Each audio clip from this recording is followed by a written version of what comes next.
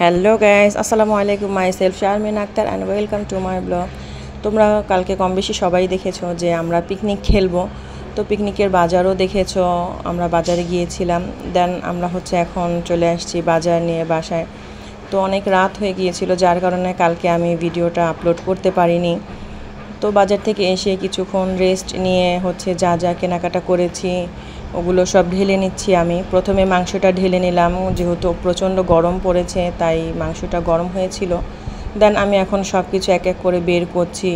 আর এটা আমাদের বাজারের লিস্ট ছিল, আমি ছোটো করে একটা লিস্ট নিয়ে আসছি, যেহেতু পিকনিক বলে কথা, সবাই টাকা দিয়ে এখানে আমরা খেলেছি।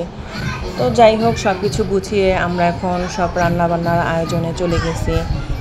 কেউ শশা কাটছে, কেউ লেবু, কেউ পেঁয়াজ, সবাই মিলেমিশেই কাজ করেছি। পিকনিকের কাজগুলো আসলে এভাবে করতে একটা আনন্দের ব্যাপার। ওইখান দিয়ে কিন্তু অলরেডি বাচ্চারা গান শুনছে, এনজয় করছে। দেন এখানে আমরা রান্নাবান্নার আয়োজন করছি। প্রথমে মাংসগুলো ধুয়ে মাংস বসিয়ে দিয়েছি। দেন আমরা সন্ধ্যার নাস্তা খাচ্ছি। নাস্তাটাও একটা আমাদের পিকনিকের অংশ। কিছু টাকা বেঁচে গিয়েছিল, ওটা দিয়ে আমরা সন্ধ্যার নাস্তা খেয়ে ফেলেছি, গরম গরম ডাল পুরি। তো মাংসগুলো প্রথমে সুন্দর করে কষিয়ে নিচ্ছি। অবশ্য আমি রান্না করছি না আজকে আমার একটা আপু রান্না করছে। ওনার হাতের খিচুড়িটা খুবই মজা হয়, বাবুর্চিদের মতো। তো ওনাকে আজকে বসিয়ে দিয়েছি রান্না করার জন্য। আমি মাঝে মাঝে গিয়ে একটু ভিডিও নিয়ে নিই, যেহেতু আমরা ব্লগার। তো আমাদের কাজই মাঝে মাঝে ফটোশ্যুট করা, ভিডিও করা। একটা মজার বিষয় কি জানো, যখন বাজারে গিয়েছিলাম এক লোক ভিডিও করতে দেখে বলতেছে, এই আপা কী করছেন। তো আমি আবার বললাম যে ভাইয়া, আমি খারাপ কিছু করছি না, আমি শুধু একটু ভিডিও নিচ্ছি।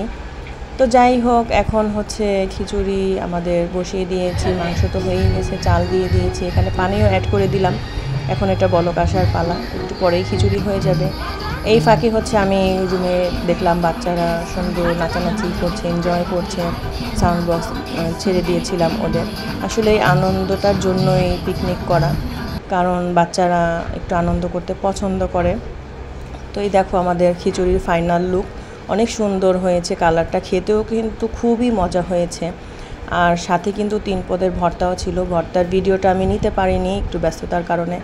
আমরা অনেক এনজয় করেছি 2-3 ঘন্টা আমরা সবাই বড় ছোট সবাই মিলে অনেক এনজয় করেছি। তারপরে আমরা খেতে বসেছি। তো খিচুড়ির সাথে মজো খাবো না, এটা তো অসম্ভব ব্যাপার, যেই পরিমাণ গরম পড়েছে। তো ঠান্ডা ঠান্ডা মজো নিয়ে আর খিচুড়ি নিয়ে ঝাল ঝাল ভর্তা দিয়ে বসে পড়েছি খেতে। প্রচণ্ড রাত হয়ে গিয়েছিল আমাদের খেতে খেতে, যার কারণে আমি ভিডিওটা তোমাদের সাথে শেয়ার করতে পারিনি। আজকে শেয়ার করে দিলাম। তো কারা কারা এভাবে পিকনিক করতে পছন্দ করো, এনজয় করতে পছন্দ করো, অবশ্যই কমেন্ট করে জানাবে। আল্লাহ হাফিজ।